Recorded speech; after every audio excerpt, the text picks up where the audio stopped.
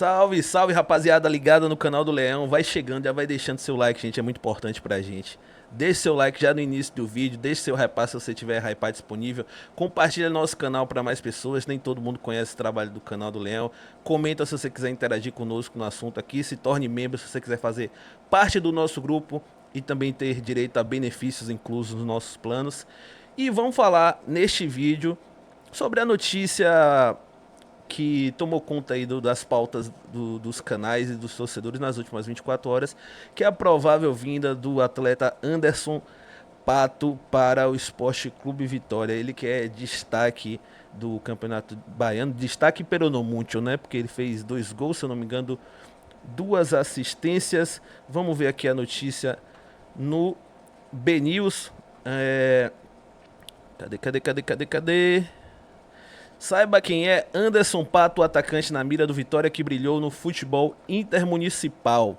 Lembrando, tá, gente, que Anderson Pato, ele é visto a princípio com uma certa desconfiança porque é um jogador justamente que ele não teve base. Ele se destacou em esporte semi-amador, em várzea, na Copa do Dinâmico também, né, parece que ele teve uma boa participação. Eu vi um corte de um vídeo de Anderson Matos falando que ele destoou na Copa. No campeonato dele, obviamente não é um campeonato profissional, mas o cara que destou, ele mostra uma tendência a ter um certo nível mais alto que os demais. Mas a desconfiança porque é um jogador que não possui base. Isso já aconteceu outras vezes no futebol, um jogador que não teve base se profissionalizar tarde e acabar vingando, né? Acontece, porém é raro. A gente tem alguns exemplos aqui. Eu acho que o de maior destaque é Bruno Henrique, do Flamengo, que é um jogador que não teve base, foi descoberto ali na várzea. No próprio Flamengo teve ali Michael, né? Na verdade, Michael, acho que ele ganhou destaque no Goiás. Tivemos recentemente Leandro Damião, o Júnior Santos, que jogou recentemente no Botafogo. Mas vamos ler aqui a notícia, né? E a gente já debate melhor esse assunto. O atacante Anderson Pato, de 23 anos, voltou a entrar na mira do Vitória. A equipe rubro-negra negocia a contratação do jogador, que foi um dos destaques do Juazeirense no Campeonato Baiano deste ano. A informação foi divulgada pelo GE e confirmada pelo BNews. Anderson Pato está em apenas seu 2º ano como profissional.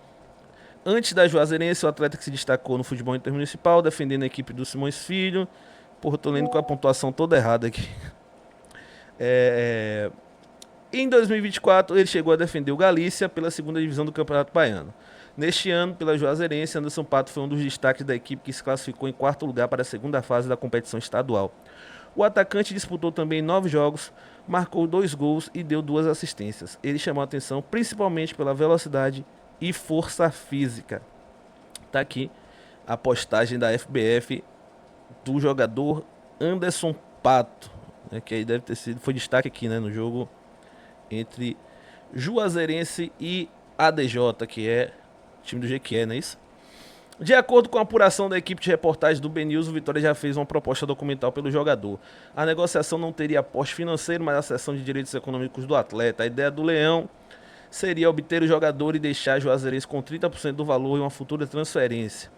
A equipe do Cancão de Fogo, entretanto, fez uma contraproposta pedindo 40% dos direitos econômicos, além de metas no contrato a ser batidas. A ideia é que, se Anderson Pato atuar pelo Vitória em 20 partidas, independente dos minutos em campo, uma compensação financeira seja paga a Juazeirense.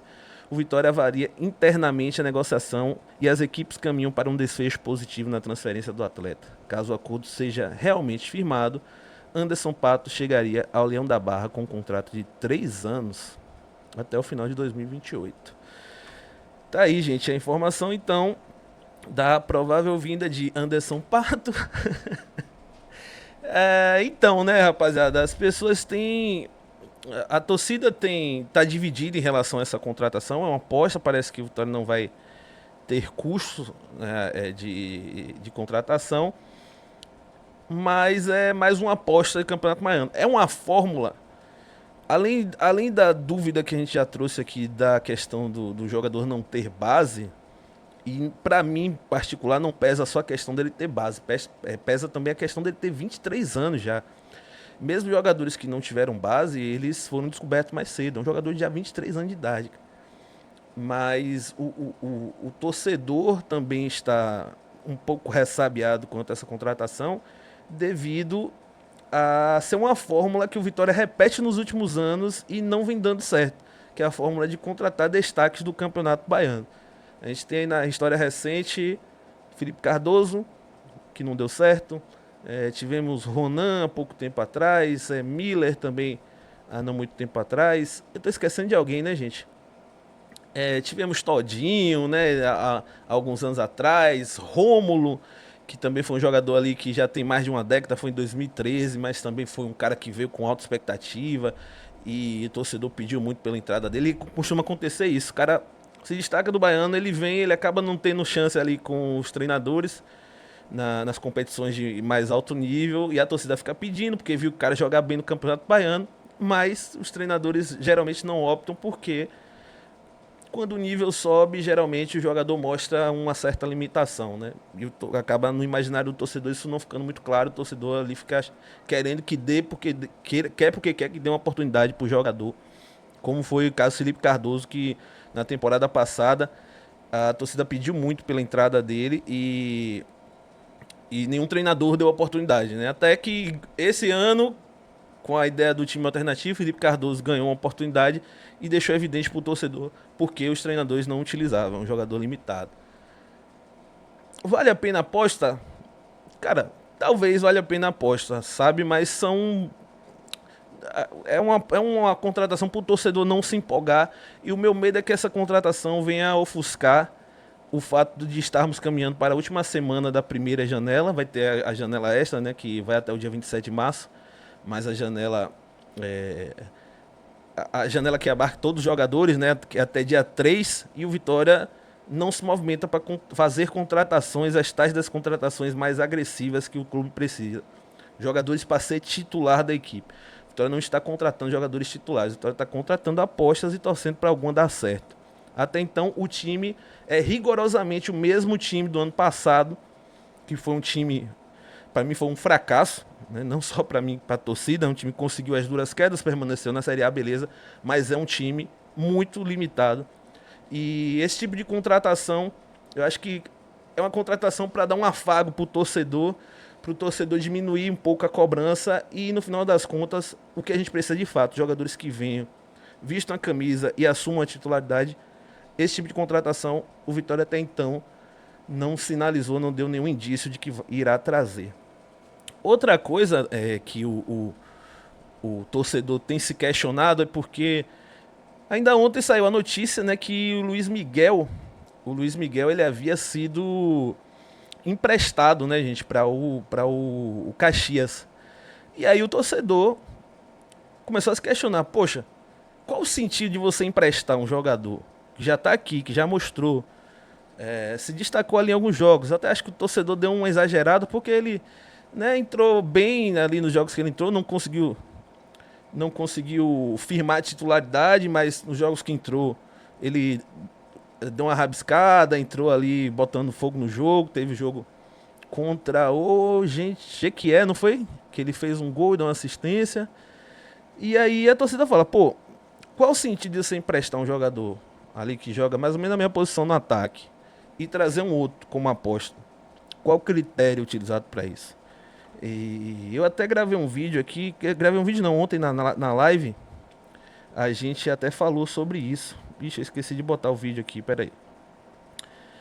Peraí, deixa eu carregar aqui pra não ter que editar o vídeo, senão demora mais pra poder postar. Não teve jeito não, eu tinha apagado o vídeo sem querer, tive que editar de novo e tive que fazer o corte aqui pra edição, mas vamos lá, vou colocar aqui agora o trecho da live de ontem que eu falo sobre esse assunto de Luiz Miguel. Eita Aí, ó, desgrama. há de você concordar comigo aí, viu?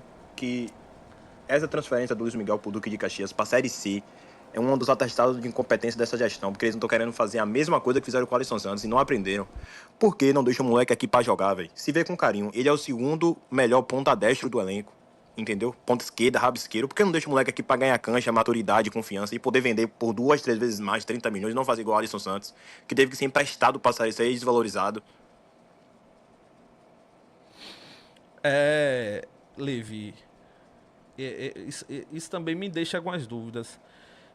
como é feito, como é tomada essa decisão. É uma coisa que eu gostaria de entender. Acho que, sei lá, às vezes a gente não tem oportunidade, né? Hoje os clubes são muito fechados para dar entrevistas, essas coisas. A gente poder entender, por exemplo, como é feito esse processo, como é tomada essa decisão. É baseada em quê? Quando você decide que você quer renovar com o atleta, estende o contrato do atleta, mas você entende, a comissão entende que o atleta não está pronto para servir o time principal. Qual é o embasamento, qual é a justificativa, o critério usado? Eu gostaria de entender, que eu também concordo com você, né? Eu acho que pro que a gente tem e pro que a gente viu, era mais vantagem manter Luiz Miguel aqui para ele ser utilizado eventualmente. E aí eu vou voltar porque eu defendo, né? O scout, a equipe de analista, a comissão técnica. Eu sei que lá eles têm embasamentos matemáticos, científicos para mostrar, ó, o atleta não está pronto, o atleta precisa evoluir em determinados fundamentos, né? O atleta precisa ganhar corpo, o atleta precisa ganhar experiência de jogo, melhorar o poder de decisão, sabe? Deve girar em torno disso. Então, talvez ali o scout, nos jogos que ele entrou, viu que ele tomou decisões erradas, que de repente ele perdeu duelos físicos, ó, precisamos emprestar ele, botar ele para rodar num campeonato é, de menor técnica, né? Mas isso tudo girando na base do achismo. Queria entender de fato como essa decisão é tomada por parte da instituição. Quando a instituição decide que um jogador ali que de repente agradou, entrou bem em alguns jogos, o torcedor viu, gostou, e aí o próprio clube tem interesse, né, de ainda contar com o atleta, porém ele não serve para aquele momento. É uma parada que não é muito cristalino pra gente.